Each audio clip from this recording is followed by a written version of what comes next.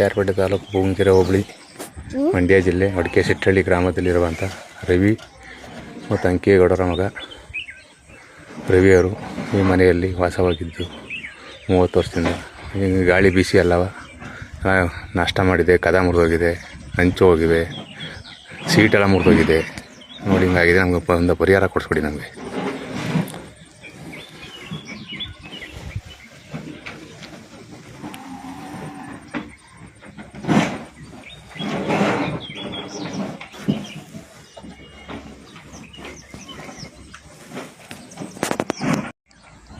ಕ್ಯಾರ್ಪೇಟೆ ತಾಲೂಕು ಬೂಂಗೆರೆ ಹೋಬಳಿ ಮಂಡ್ಯ ಜಿಲ್ಲೆ ಅಡಿಕೆ ಸಿಟ್ಟಳ್ಳಿ ಗ್ರಾಮದಲ್ಲಿರುವಂಥ ರವಿ ಮತ್ತು ಅಂಕೇಗೌಡರ ಮಗ ರವಿಯವರು ಈ ಮನೆಯಲ್ಲಿ ವಾಸವಾಗಿದ್ದು 30 ವರ್ಷದಿಂದ.